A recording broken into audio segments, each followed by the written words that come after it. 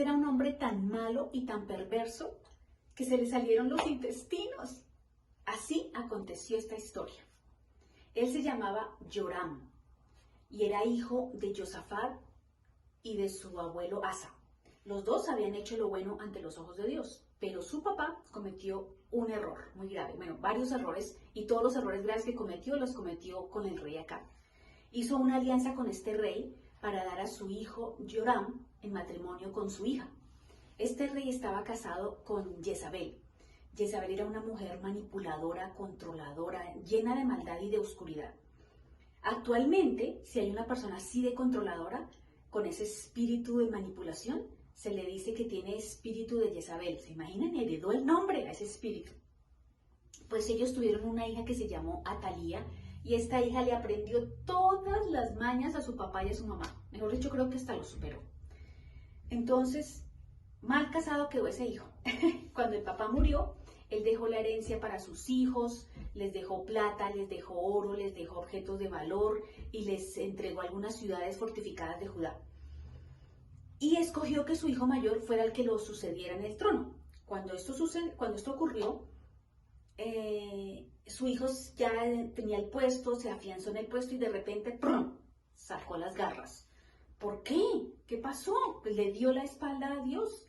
Se volvió un hombre que ya no confiaba en Dios, sino que tenía ídolos, se metió en cosas oscuras, incitaba a la gente a que pecara contra Dios y a que adorara a esos ídolos.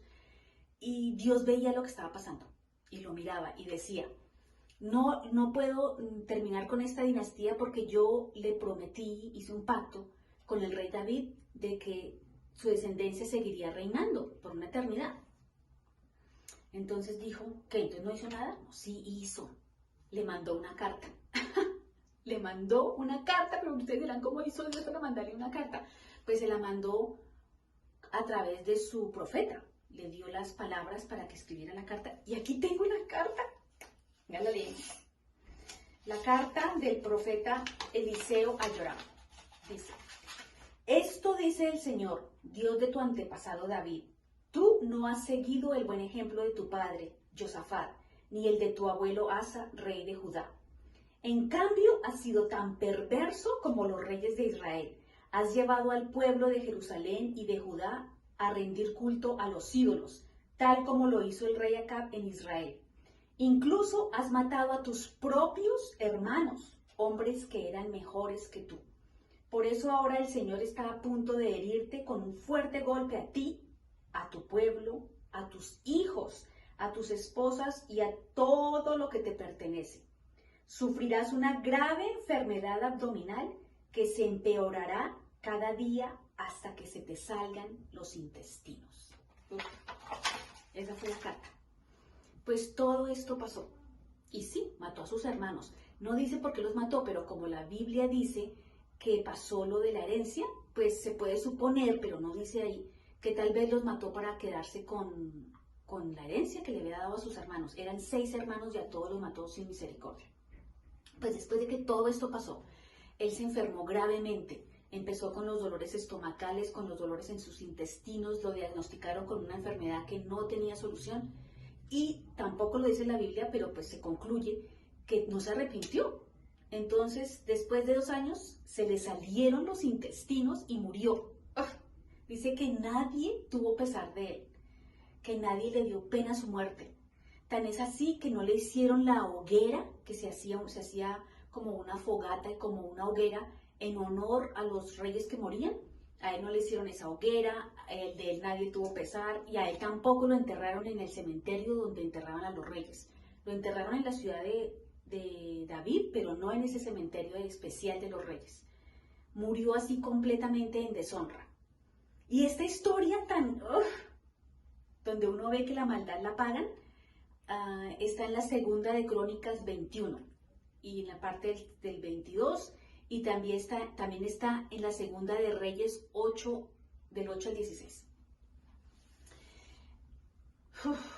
Esta historia nos hace pensar, nos hace ver que a pesar de que haya situaciones de oscuridad que estén tomando como ventaja, que uno diga, no, esta maldad se está saliendo de las manos, ahora esto y ahora lo otro, y puede ser que tú estés viviendo personalmente alguna situación familiar o con el esposo, la esposa, con un novio, con un jefe o en tu propio país. Esta situación donde parece que la oscuridad va ganando, tenemos que caer en cuenta, viendo estos resultados, que parece que de verdad va ganando, pero no, porque el final de estas personas tan perversas siempre es un final terrible. Y entonces nosotros tenemos que aprender a poner nuestros ojos en Dios para no hablar como ellos, para no hablar en esas vulgaridades que ellos hablan, para no ser manipuladores como ellos lo son, para no ser mentirosos y tramposos y deshonestos como lo son. Una característica que tiene esa oscuridad en la que ellos viven es que quieren manipular a la gente con el miedo. Y el miedo no es de Dios, el miedo es del diablo.